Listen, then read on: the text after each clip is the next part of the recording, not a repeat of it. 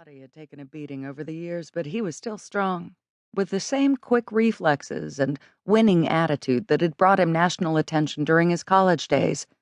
That attention had only grown hotter as the years had passed.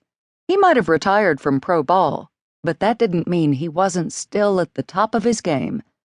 Except now the game had shifted to a new playing field, one he was determined to conquer. Another mile sped by, then two. Only the bicyclists were faster. They were his courtiers, clearing the way for him on this September afternoon. No one could catch him. Not the young Turks who manned the pits at the Board of Trade, or the tattooed gym rats showing off their pumped-up biceps. Coop hit the 3-mile mark, and a runner finally passed him. Young, maybe a college kid. Coop had been slacking and he kicked it back up. Nobody beat him. That's the way he was made. The kid glanced over. He saw right away who was beside him, and his eyes nearly bugged out of their sockets. Coop nodded and ran on, leaving the kid behind. Old man? Forget that. He heard feet coming up behind him. The kid again. Now he was next to Coop, looking for bragging rights. I ran with Coop Graham today, and I kicked his ass. Not gonna happen, baby boy. Coop sped up.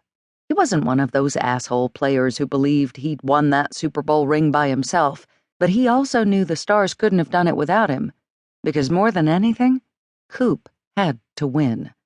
There was the kid again, pulling up. He was scrawny, with toothpick legs and arms too long for his body. Coop must have him by 15 years, but he didn't believe in making excuses, and he dug in. Anybody who said winning wasn't everything was full of it. Winning was all that counted, and every loss he'd suffered had been toxic. But no matter how much he'd seethed inside, he was always the sportsman, self-deprecating, gallant in his praise of the opposition, never complaining about bad calls, inept teammates, or injuries. No matter how bitter his thoughts, how poisonous each word tasted in his mouth, he never let it show. Whining made losers into bigger losers. But goddamn, he hated to lose, and he wasn't going to lose today. The kid had a long, steady stride. Too long. Coop understood the science of running in a way the kid didn't, and he reined in his tendency to overstride. He wasn't stupid. Stupid runners got hurt. Okay, he was stupid. A searing pain crucified his right shin. He was breathing too hard and his bad hip throbbed. His brain told him he had nothing left to prove, but he couldn't let the kid pass. He wasn't made that way. The run turned into a sprint. He'd played through pain his whole career, and he wouldn't cave into it now. Not in the first September of his retirement, while his former teammates were busting their asses running drills to get ready for another Sunday. Not like other retired players content to get fat and lazy living off their money. 5 miles. Lincoln Park. They were side by side again. His lungs burned, his hips screamed, and his shins were on fire. Medial tibial stress syndrome. Ordinary shin splints, but there was nothing ordinary about this kind of pain. The kid fell back and caught up. Fell back. Caught up again. He was saying something. Coop ignored it.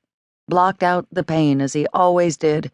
Focused on his pumping legs, on grasping whatever molecule of air his lungs could suck in.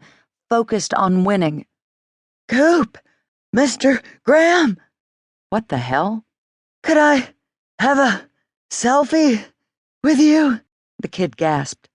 For my dad? All he wanted was a selfie? Sweat dripped from every pore of Coop's body. His lungs were an inferno. He slowed, and so did the kid, until they both came to a stop.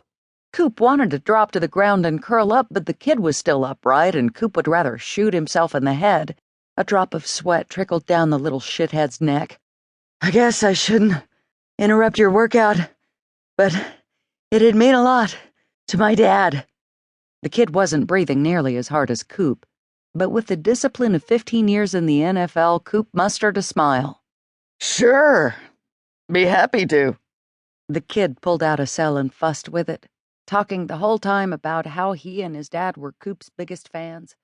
Coop struggled to keep